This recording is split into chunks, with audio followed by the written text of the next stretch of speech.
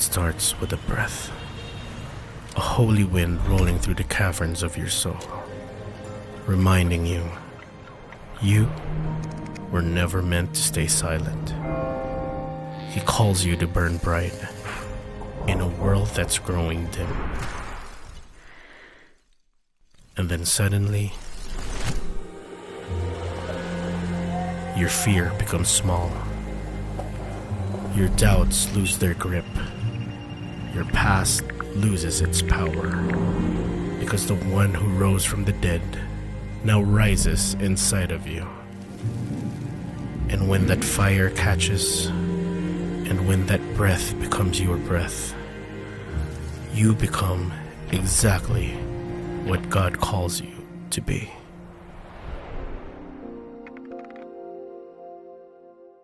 Pwede ba natin palakpakan ng music team natin? Iyon. So, magandang hapon po sa ating lahat. Ito po ang ating unang linggo na meron po tayong tatlong service. From 9 a.m., 11 a.m., and ngayon po for 4 o'clock. Truly, God is faithful. Padami po tayo ng padami. Pwede ba natin palakpakan muli ang ating Panginoon that the one who built the church, it is God who built the church. Bakit po nagdadagdag tayo ng service? Kasi po yung mga services po natin na iba ay puno na po. So, pagka po nagkakameron ng bakanting upuan, ito po ay pagkakataon po na may madagdag po uling kaluluwa. Not kaluluwang ligaw. Pero hindi po yung kaluluwa na dyan. It means meron pong tamang tao na para po dyan. And let's continue to pray na madagdagan pa po ng madidisciple ang ating pong simbahan. So again, nasa limang yugto na po tayo ng ating serye na pinamagatan natin, Unstoppable. Sabi mo, Unstoppable. At pinag-uusapan po natin ang libro ng Gawa na makikita po natin na truly, if the believer know and understand the resurrection of Jesus and infilled by the Holy Spirit, truly it become unstoppable. First week, pinag-usapan po natin yung infilling of the Holy Spirit. When we accept Christ as Lord and Savior of our life, the God, the Holy Spirit is living in us already. And in Acts 2, verse 1 to 4, the infilling of the Holy Spirit come. And in Acts 1:8, there's a promise that if the Holy Spirit come, we will be effective witness in Jerusalem, Judea, Samaria, and the ends of the earth. So, when Peter preached, nung nag-preach po siya, 3,000 were added. One worthy believer, infilling by the Holy Spirit, then 3,000 added. They become 3,120. Then, in Acts, kasunod naman po natin pinag-usapan, if you are a believers, you become devoted and radical community. So, bilang daw mga nampalataya, daw po tayo deboto? Deboto tayo sa apostle teaching, which is the Word of God. Sino po dito? You enjoy reading the Word of God. Yun. Hindi pwedeng mawala. Kasi doon tayo deboto, doon tayo passionate. Not only reading the Word of God, but also breaking bread, fellowship, which is our small group, and yung tinatawag po natin na prayer. Na ang ating pong simbahan, tayo po, ang lumalabas po sa atin ay lagi ay panalangin. So, lalabas po doon yung unity and generosity. The authentic Christian is those who united in the mission. What we are doing, everything we're doing here in the church, we are united. We fight we keep fighting for the unity of the Spirit. We are united, generous, na to the point na ibigay po nila ang lahat-lahat na meron po sila in this verse. After po ng yung third week po natin, pinag-usapan naman po natin yung boldness, proclamation with boldness. From 3,120, araw-araw po nadadagdagan ng simbahan kasi nga po doon sa nakikita sa kanila the authentic Christian. Then, sabi ni sabi ni Pedro at ni John, naglalakad po sila, wala sila kahit ano. Pero isa lang yung meron sila. Ang pangalan ni Kristo. So yung nangangailangan ng tulong for 40 years, imbalido, they said that nothing, we have nothing. But one thing we have, in the name of Jesus Christ, tumayo ka dyan at lumakad ka. Miracle. So bakit daw po may miracle? It's intended to preach the gospel. And nung nag-preach po sila doon, i-preach po nila yung resurrection ni Jesus, ilan po yung na-add? Another 5,000 added. So kung makikita po natin that hindi po yung opposition na nagpapigil sa kanila para i-preach po yung gospel. Kasi nung dumadami na po yung mananampalataya, nagkameron na ng mga threats sa Sadducees, yung mga namumuno po nung time na yon. Kasi pagka religious o religion, you have the authority para sa kanila. So nangyari, binigyan po sila ng opposition. Ano po ginawa sa kanila? Kinulong. So dito, handa kang makulong. Pero ang nakakatuwa dito, yung katotohanan, something that cannot deny. Tama ba? Tingnan mo kayo katabi mo. Sabi mo, it cannot deny. Yan. Hindi mo ma-deny yung pagiging Kristiyano natin. Tama ba?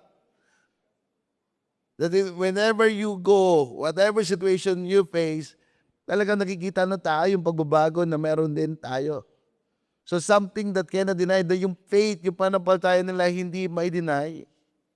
And the miracle that happened dun sa hindi po ma-deny, so that nung kinulong po sila, pinalaya po sila in the authority.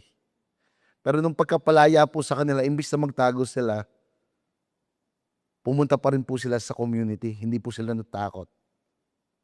And feeling of the Holy Spirit, then understanding the sovereignty of the Lord, with the community, naging malakas po sila at nanalangin po sila. Anong panalangin nila? Hindi po sila nanalangin ng tigilan ng opposition. Pero ang panalangin nila, bigyan sila ng lakas ng loob para patuloy na iproklama ang salita ng Panginoong Diyos. At again, patuloy at patuloy na dumadami po ang simbahan. Tapos doon na po pumasok yung Acts 6 and Acts 8. Nagkameron po ng persecution sa pamamagitan po ng murderer, si Paul. And fourth week, pinag-usapan natin the miraculous salvation. Na ang Panginoong Diyos, kahit lumalayo ka, kahit you are the least person, kasi sino ba naman matutuwa kay Pablo? Kumbaga siya yung pinaka-least na person na makikita natin na maliligtas. Tama ba?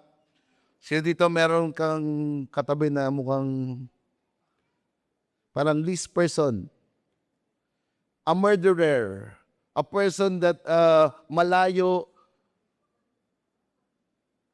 o walang relasyon sa Diyos. Pero sino pinili ng Panginoong Diyos? Andun pa rin yung pagtangi niya na everybody ay nararapat makareceive ng kaligtasan. That's why tinawag doon na miraculous salvation, that dahil doon sa kanyang awa, pagmamahal at sa kanyang grasya. Na no one deserved this love, this grace and mercy ng Panginoong Diyos.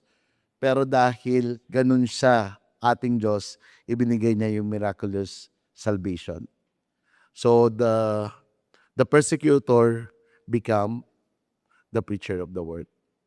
So ngayon naman po, in Acts chapter 11, pag-uusapan naman po natin yung opposition, persecution of the saint. Tanong, sino po dito meron kayong alam kung kailan pinipigilan lalong nag-uumalpas? Meron ba kayong ano? Ako, kalimitan nakakapanood ako nun yung pagka inaawat, hindi! Tapos nung binitawan mo, ba't mo binitawan? Di ba yung mga comedy gano'n? Ano yung mga bagay na yan? Parang when time na nagpupumilit or time na pinipigilan, lalong nangyayari. Siguro, para makarelate ang lahat, yung pag pinipigilan yung kagandahan mo o pinipigilan yung kagwapuhan mo, patuloy ka pa rin lalong gumagwapo at gumaganda. Meron bang katabi kayo ng gano'n? Wala? Wala. Bahala kayo sa katabi nyo. Yung pagtaba, the more na nakatingin kayo sa akin. Lahat na ginawa ko pero hanggang ngayon, kumaga hindi mo mapigilan. Or yung paano naman pagka sinabing pananampalataya? Dito po makikita natin na yung pag-uusik, yung opposition, hindi po ito naging dahilan para tumigil yung mga disipulo na iproklama ang mabuting balita. But if we relate today, pagka nag-relate po ba tayo dito? Paano na yung paglakad natin o pananampalataya na meron tayo dumadaan sa hirap ng buhay? O nagkakameron na ng pag-uusig? Maaari ba sabihin natin, Lord, baka hindi mo to plano sa buhay ko? Kasi pangit naman yung nangyayari sitwasyon Baka hindi ito yung talagang tinawag mo ako. Pero you know what? This verse will encourage us that despite of opposition, ang plano po ng Panginoong Diyos ay patuloy at patuloy na magaganap. God will use us to propagate His Word. So sino dito willing kang maging unstoppable ka? Sige, let's all stand up and let us read the Word of God. In verse 19 to 25, Acts 11, verse 19 to 25, in Tagalog version, simula nang mamatay si Esteban, nangalat ang mga mananampalataya dahil sa pag-uusig sa kanila. Ang iba ay nakarating sa Phoenicia, Cyprus at Antioch. Ipinapahayag nila ang magandang balita kahit saan sila pumunta, pero sa mga Hudyo lamang. Pero ang ibang mananampalataya na taga Cyprus at taga Cyrene ay pumunta sa Antioch at nagpahayag ng magandang balita tungkol sa Panginoong Hesus, maging sa mga hindi Hudyo. Ang kapangyarihan ng Panginoon ay nasa kanila, marami ang sumampalataya at nagbalik loob sa Panginoon. Ang pangyayaring ito ay nabalitaan ng iglesia sa Jerusalem, kaya pinapunta nila si Bernabe sa Antioch. Pagdating niya roon, natuwa siya dahil nakita niya ang mga kabutihang ginawa ng Diyos sa mga tao roon at pinayuhan niya sila na maging matapat at matatag sa kanilang pananampalataya sa Panginoon. Mabuting tao si Bernabe, pinapatnubayan siya ng banal na spirito at matibay ang kanyang pananampalataya sa Diyos. Kaya marami sa Antioch ang sumampalataya sa Panginoon. Pagkatapos, pumunta si Bernabe sa Tarsus para hanapin si Saulo. Na makita niya si Saulo, isinama niya ito pabalik sa Antioch at 1 taon silang nagkasama sa iglesia roon. Maraming tao ang kanilang tinuruan. Sa Antioch, unang tinawag ang mga Kristiyano ang mga tagasunod ni Jesus. Tayo po'y manalangin. Panginoon, maraming pong salamat sa mga biyaya na aming natatanggap. And Lord, thank you also pag dumadaan kami sa mga pagsubok ng buhay, pag-uusig ng buhay.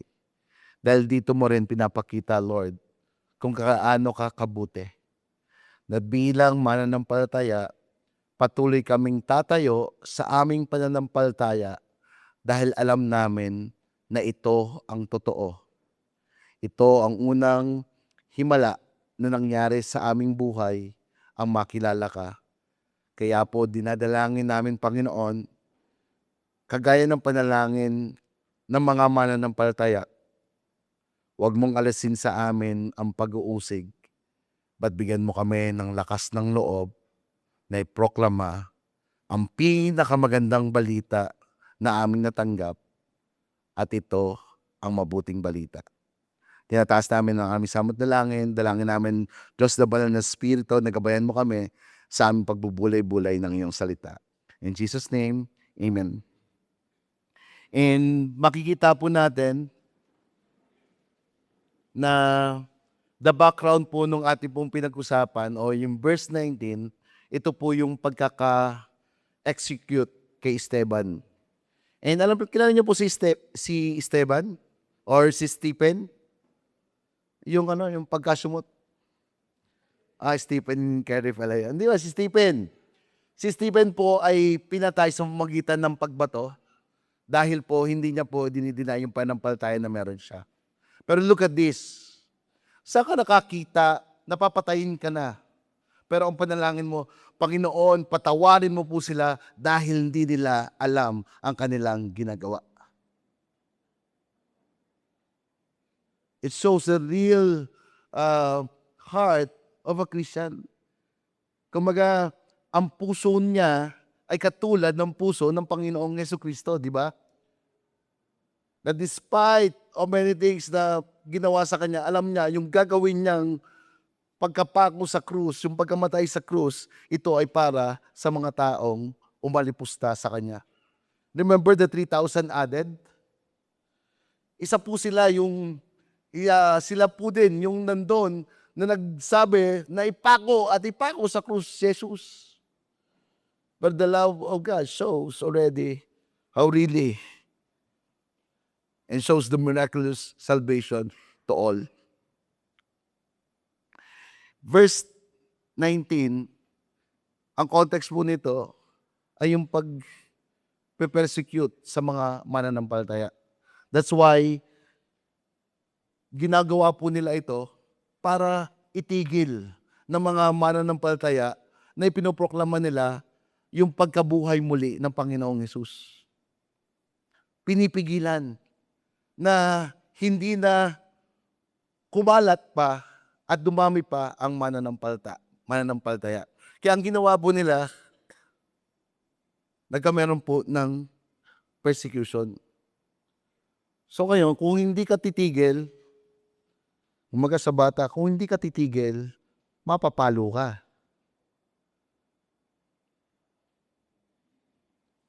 Verse 19, simula nang mamatay si Esteban, nangalat ang mananampalataya dahil sa pag-uusig sa kanila.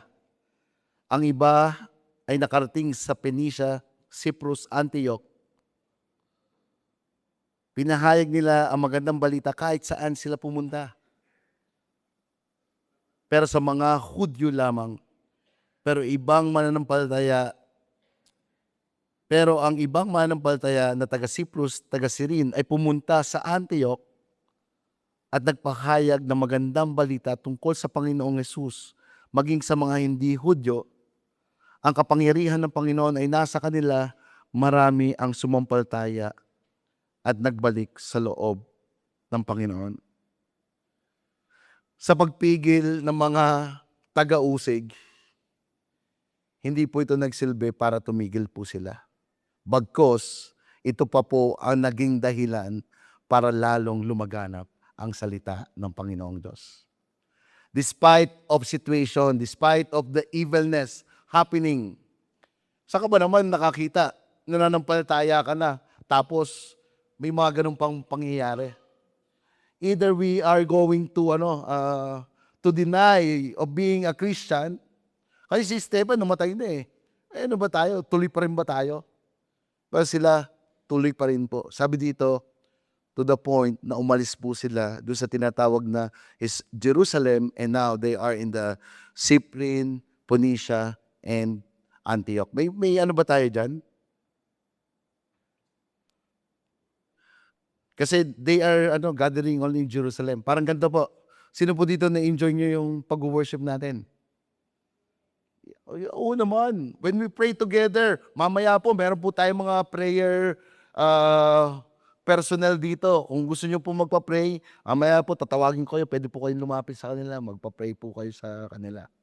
So, we enjoy. But God is not made the church para lang mag-enjoy tayo. Ito pong simbahan natin ay tinalaga ng Panginoong Diyos to honor God and to make disciple. We are not only local church, but we are global church. Kaya po nung time na nagstay po sila sa Jerusalem, na ayaw na nilang umalis, nagkameron po ng persecution. Yung Acts 8:1 na tinatawag na ekbalo. So kung ayaw mo mag-disciple, darating pa rin yung time, magdi-disciple ka pa rin. Sabi sa atin mo, anong gusto mo, maekbalo ka o ano? From Jerusalem to Tarsus, to Phoenicia, Cyprus, and Antioch. First point po natin, the persecution of the saint is the engine of expansion. Ang nangyaring pag-uusig sa mga santo ay naging makina ng paglaganap ng salita ng Panginoong Diyos. The persecution intended to silence the early believers backfired, becoming the transportation that forced them out of Jerusalem and across region like Phoenicia, Cyprus, and Antioch. Ang persecution na nilaan upang patahimikin ang mga unang mananampalataya ay nag-backfire at naging transportasyon na pumilit sa kanila na lumabas ng Jerusalem at tumawid sa ang mga rehiyon tulad ng Phoenicia, Cyprus at Antioch. So when we preach the gospel, tunay na merong persecution. Tama ba? So sino po dito, mananampalataya ka, pakitaas ng kamay. If you are a believer, may pangako po ang Panginoong Diyos sa atin. Alam niyo po kung anong pangako? Persecution. Sino dito natuwa? Oh, may persecution po pala. As we look at this, kung tayo mananampalataya, yes, sino gusto mo ng pagpapala mula sa Panginoon? Lahat po tayo. Blessing. Pero isa sa pangako ng Panginoong Diyos, if we are a true believer, meron po tayong pag-uusig na harapin. Sino po dito mga estudyante? Naranasan mo na ba yon? Nung hindi ka pa Kristiyano, you are in ka. Tama ba? Lahat tayo, kodi ko tayo lahat. Pero meron ka ng relasyon sa Panginoong Diyos, ay, hindi ka na in. Damot mo naman, ba't di ka nagpapagaya? Lagi ka namang zero. Parang ganun. Sa trabaho, parang may pag-uusig, tama ba? Ay, dyan naman, si Alive. Parang tanda ko nung naging born again ako, nagtatrabaho po ako as a crew service. Tapos nung naging born again na ako, may dala lagi akong Bible kasi gusto kong sharean yung kaibigan ko doon. Pagpasok ko pa lang, sabi ng mga crew, alive forever. Pero I don't care. Pero ibig sabihin, there's a persecution, tama? The preaching of the gospel often bring us direct conflict with the world system. Nung naging Kristiyano tayo, hindi na po tayo akma sa sistema ng mundo. All who desire to live a godly life in Christ, Jesus, will be persecuted. Persecution is often viewed not a sign of failure, but the hallmark of true disciple. If we are a true disciple, if we are a true follower of Jesus, if we acknowledge that Jesus is our Lord and Master, meron daw pong persecution na mangyayari sa atin. Pero itong persecution na to will not stop us, but it will bring us the angel for proclamation. Itong persecution na to will give us an encouragement that truly yung ginagawa po natin para sa Kanya ay mangyayari. Second point,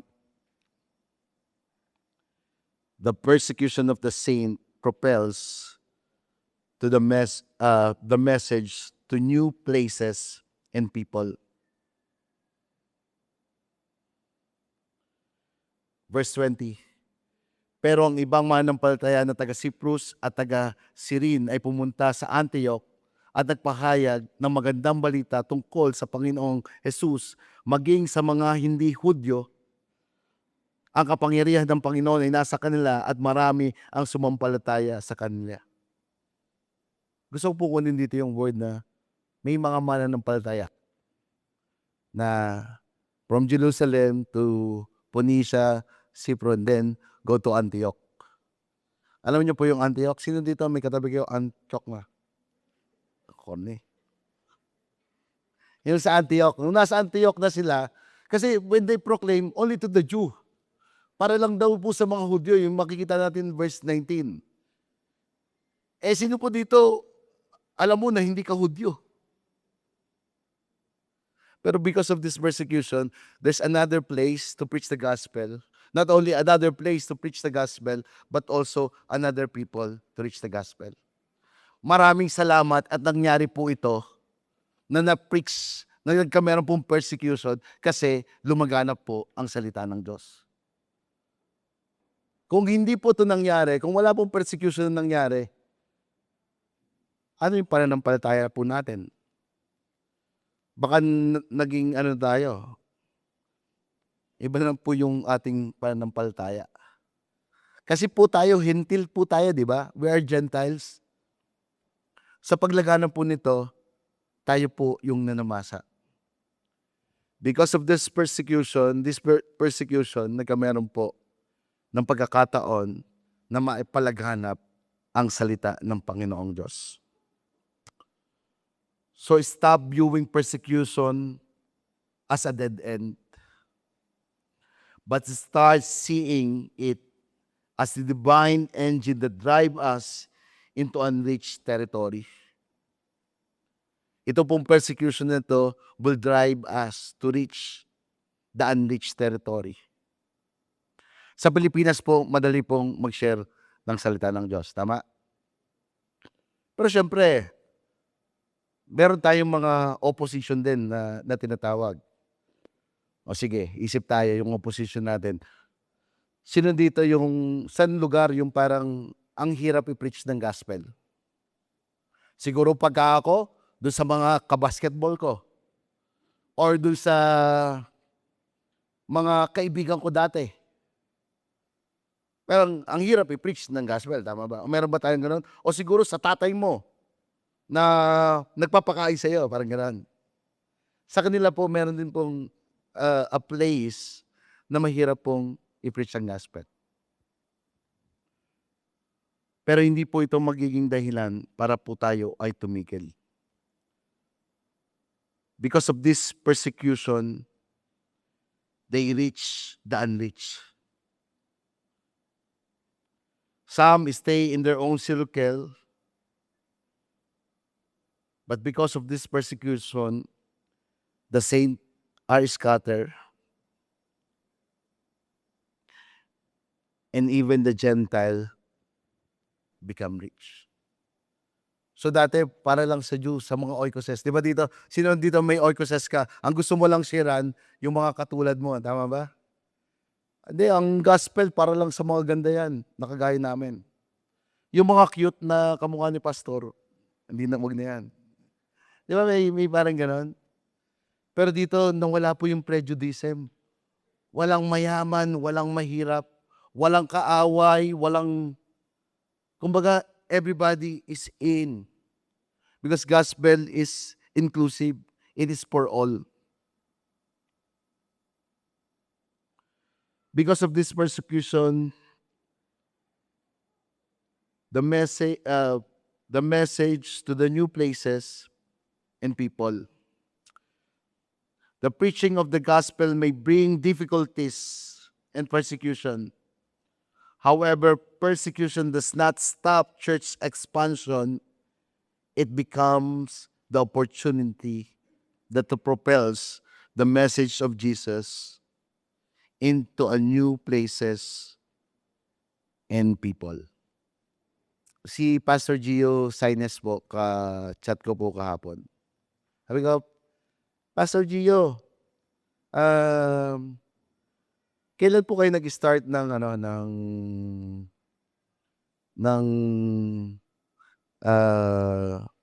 church planting sa China? Sabi niya, 1997, nag-start ang gawain natin sa mainland China. And alam naman po natin yung China.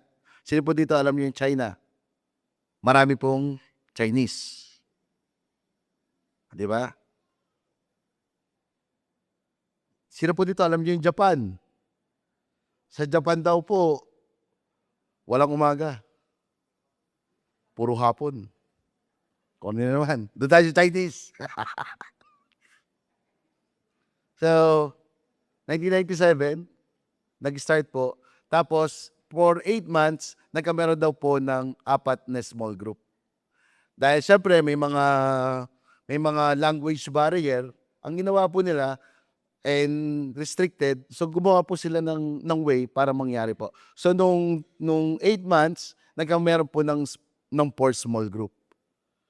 But, nung 8 months na daw po, nagsa-celebrate sila ng anniversary. Parang sabi niya, buti na lang wala kami doon. Kasi nagkameron daw po ng raid. So, ito po yung naging daan na para umalis po sila doon uli sa China kasi po, huhulihin po siya. Pero after po nun, bumalik po sila year 1997 sa Guangzhou. What do I mean? Hindi po na-stop ang pag-reach out ng mga unreached person because of the restriction. Parang yung nilalagay po natin, di ba yung unstoppable, kahit pula po yan, ay patuloy at patuloy pa rin po natin iproproklama ang mabuting balita.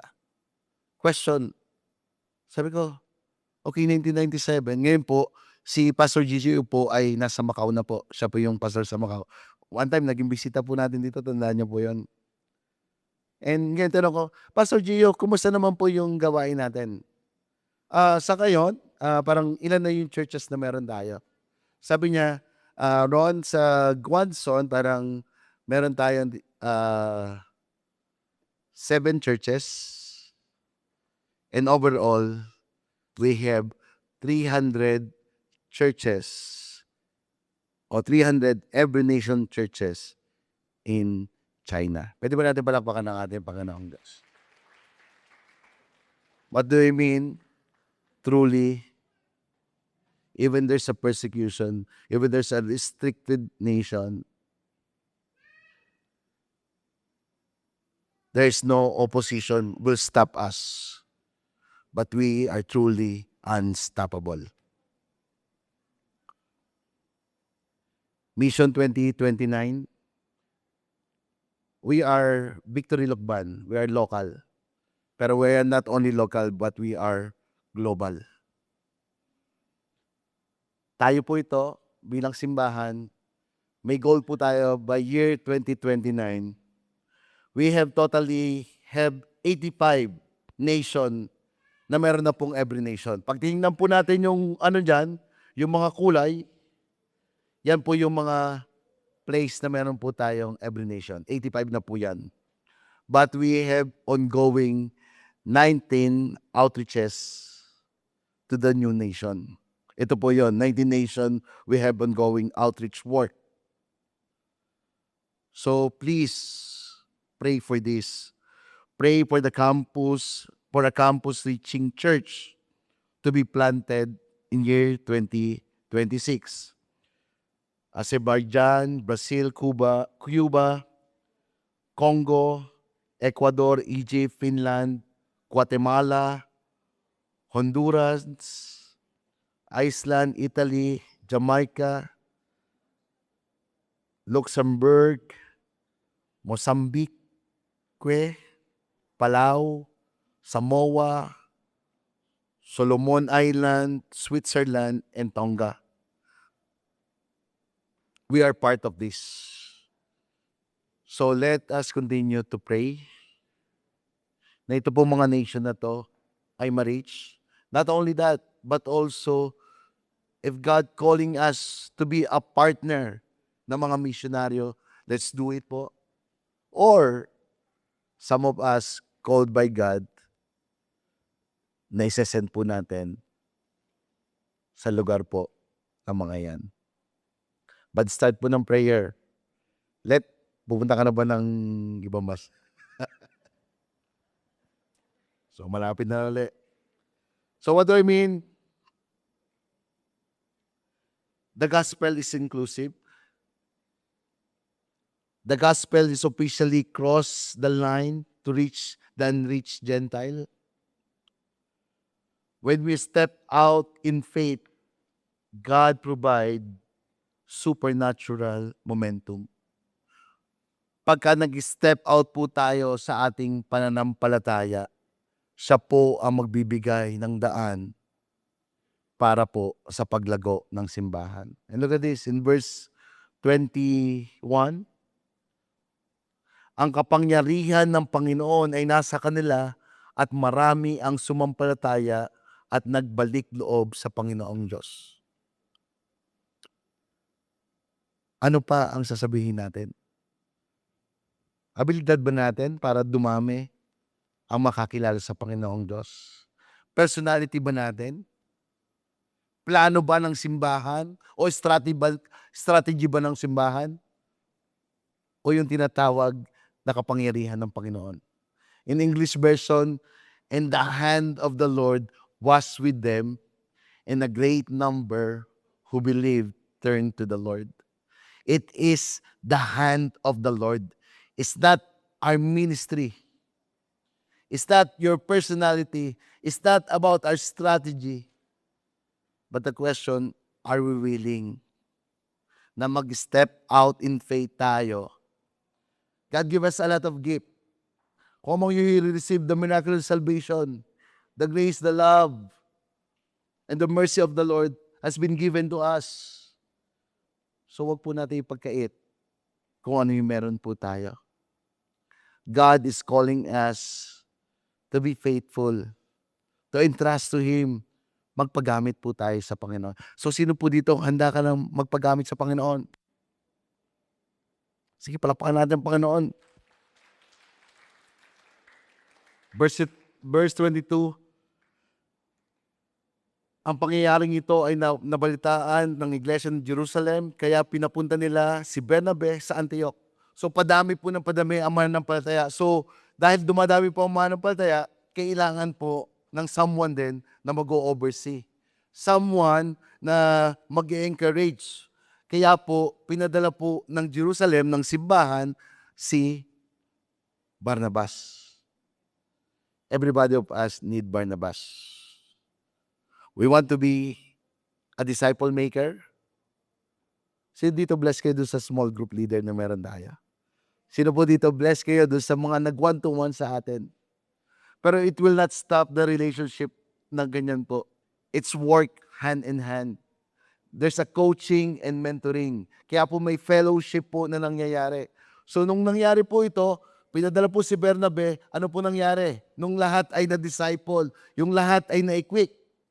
Verse 22, ang pangyayaring ito ay nabalita ng Iglesia sa Jerusalem, kaya pinapunta nila si Bernabe sa Antioch. Pagdating noon, natuwa siyang dahil nakita niya ang mga kabutihang ginawa ng Diyos sa mga tao roon.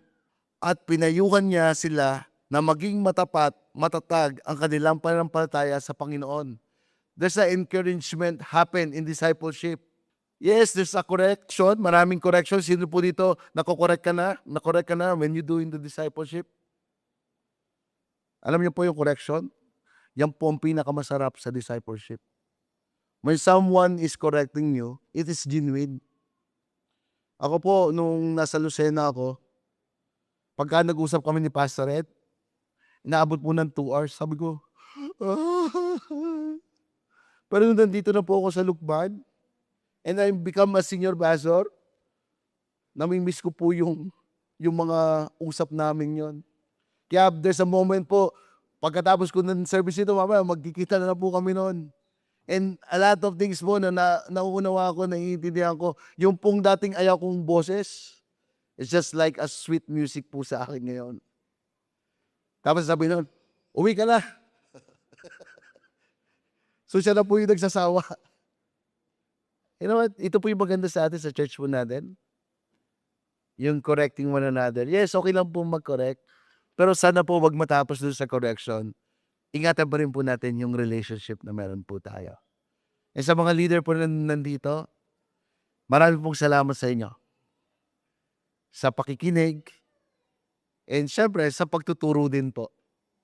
The discipleship work, that truly discipleship is relationship. And kung wala po tayo, let's find a person who will disciple us. Sige, for one more time, pwede ba natin parampakan yung mga Barnabas ng buhay natin?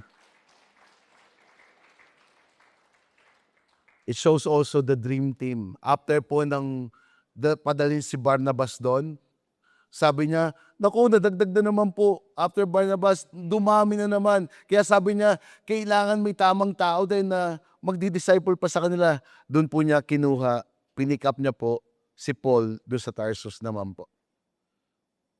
Nung kami mag-usap ni Mark, sabi ko, Mark, bakit pinik pa si Paul? Dumadami na naman sila. Sabi ni Mark sa akin kanina, Pastor Ron kasi, tamang-tama siya doon sa mga taga-Antioch. Kasi alam niya yung way ng mga pagano, paano ginagawa niya. Kasi in Antioch, ito po yung pinakamalaking, kumbaga yung success places o success nation nung time na yon. So may mga pagano, nagwo-worship po sila so that yung parang wino-worship po nila yung God of immorality. So parang kung titingnan mo, Antioch is a place of no way na may preach ang gospel.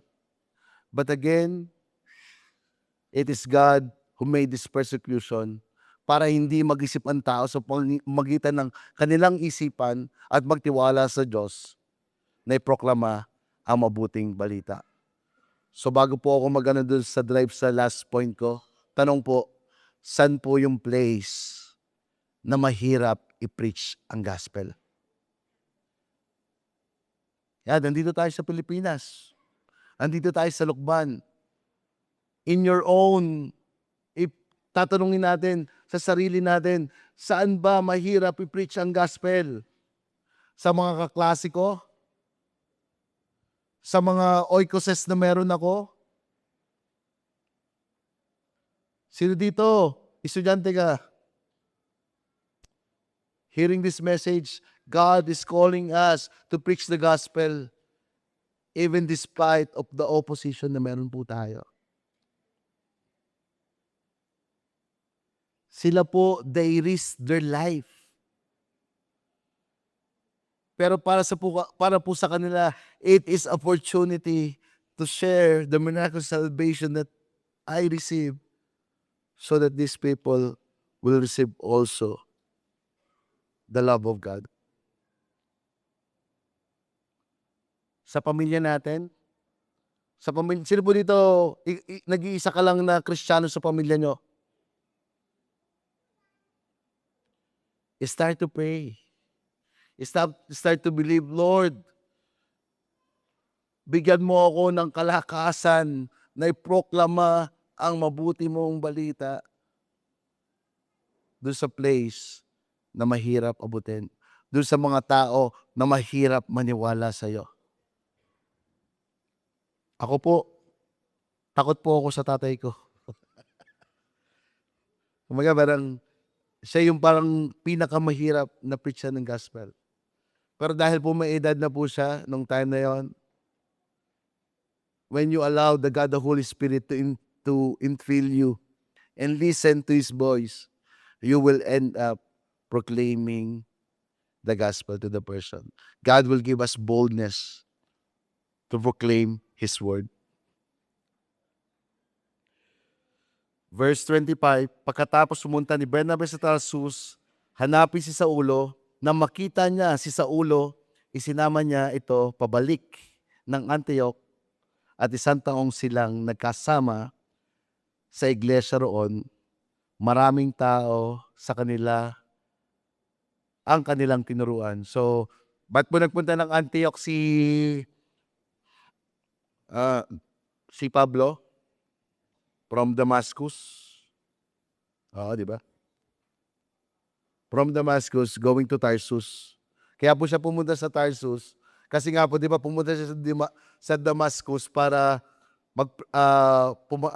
patayin o humingi ng authority sa mga nandun po para yung mga mananampalataya na nag-scatter ay kukunin niya muli at dadalhin sa Jerusalem at gagawin po yung persecution na nangyari po din kay Jesus.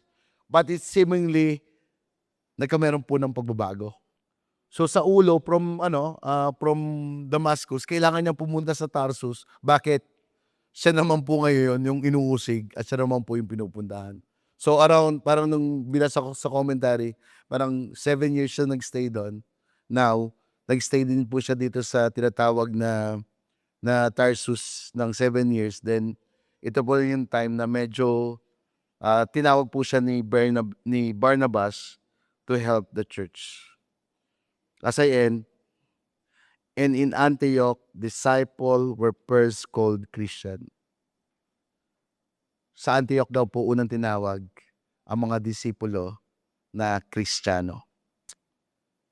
The persecution of sin reveals the authenticity of our identity. When Barnabas arrived, he saw the grace of God in action. It was visible, resilient, and real. Di ba sabi po doon, nung dumating si Barnaba at nakita niya yung mga mananampalataya sa Antioch, nakita niya yung grasya ng Panginoong Diyos. Something that cannot deny. Something that is obvious na obvious, halatang halata. Parang yung kwento nung yung something that you cannot deny. Parang sabi alam niyo ba yung kwento nung dalawang lasing? O pare, naginom kami. Grabe, sarap ng pulutan namin, crispy pata. Hindi lang crispy pata, meron pang lechon, adobo. Tapos sumuka. Ay, may bihon dito.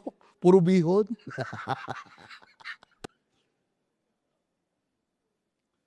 So same thing to us.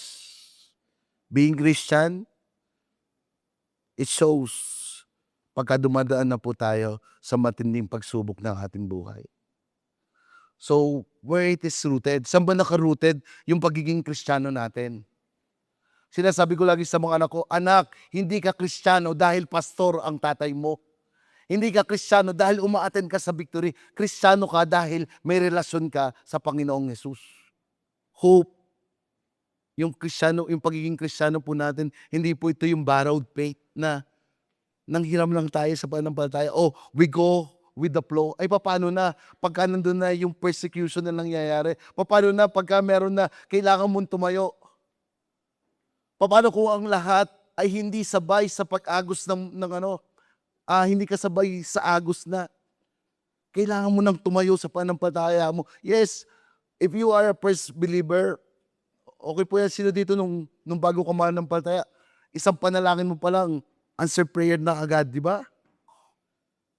Pero habang tumatagal, nakikita mo na, kaya pala masaya ang buhay ng Kristiyano. Kaya pala tunay na masaya ang buhay Kristiyano dahil There's a lot of things na nangyayari. Maybe it's rocky road, pero makikita mo pa rin, grabe, ito nangyayari sa buhay ko, pero ang Diyos ay nandyan at tapat pa rin ang ating Panginoong Diyos. This persecution of the saint reveal the true identity of a Christian. This persecution, again, ano yung pangako ng Panginoon Diyos sa atin?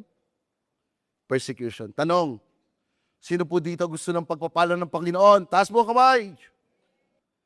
Sino naman dito gusto mo ng answer prayer ng Panginoon? O naman. Sino dito alam mo na payayamanin ka ng Diyos? Yes. Sino dito? Handa ka mamatay para sa Panginoon? Baba.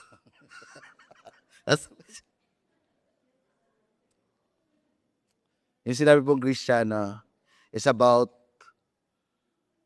little Christ or Christ ambassador. Are we willing to become available for Christ? It takes time, it takes maturity. But again, like the disciple, bakit po nangyari sa kanila to? They only one reason. Understanding what Christ did on the cross. Ang unang pong na-persecute bago po yung mga disciple, ang Panginoong Hesus. Sabi niya doon, this is not my will, but it is your will, let your will be done. God is calling us to be a proclaimer of the word, or preacher of the word. Sabi mo sa katabi mo, you are a preacher. Gusto mo ba yun? Plano mo ba yun? Hindi natin plano yun, pero kung ito yung plano ng Panginoong Diyos, ito po ay maganap sa atin. Can we all stand up and let us pray? May I call the music team? Lord, marami pong salamat sa iyong salita. Tunay po na ang kalaban ay ni-insist po na magkameron ng pag-uusig sa bawat Kristiyano. But kahit anong pong pag-uusig ang nangyari, kitang-kita po sa iyong salita na hindi po nag-end ang pagproklama ng iyong salita. Even in Acts 1, in Acts 4, in Acts 8, there's a lot of opposition. But you use this opposition, you use this persecution so that the disciple will continually proclaim your good news. And here we are. Lord, nandito po kami, Panginoon. Nananalangin, nabigyan mo kami ng kalakasan. Bigyan mo kami ng boldness to proclaim your word. You said, God, that's always opportunity na i-preach ang iyong salita doon sa mga tao na unreached. You know what? God called us. Kung bakit po tayo tinatawag ng Panginoong Diyos, tayo pong lahat. Kasi meron po kayong kakilala na hindi namin kakilala. Meron pong itinalaga ang Panginoong Diyos sa inyo na i-preach yan ng mabuting niyang balita. Pero if we not act to the calling of the Lord, we allow the enemy to stop us. We allow the enemy to hinder for the proclamation of the word. If you are that person na meron kang takot, or somehow, pagka inisip mo ngayon, yes, thank you sa preaching ng word, pero when I look into myself, parang hindi ko kaya pang i-preach. I believe the Lord is saying to us, it is not you. It is God who fighting your battle. It is God who will help you, who will be with you to the end of the age. So stand firm. Stand where God called you. Kung saan ka tinawag ng Panginoon, patuloy kang tumayo. Patuloy kang magpagamit. Patuloy kang maging tapat sa Kanya. maging malakas sa pananampalataya at iproklama ang mabuting balita. Can you all lift our hands to the Lord? Lord, you see our hands saying, even in the time, Lord, na pinakamahirap na aming pagdadaanan, but we will continue to lead, to follow you. We want to follow you for the rest of our life. Lord, we want to sing this song, a song of proclamation that we are decided to follow you for the rest of our lives. We want to make ourselves available. Lord, thank you. Help us to understand your words, that it is you who called us to be unstoppable, to proclaim your word. Let's sing this.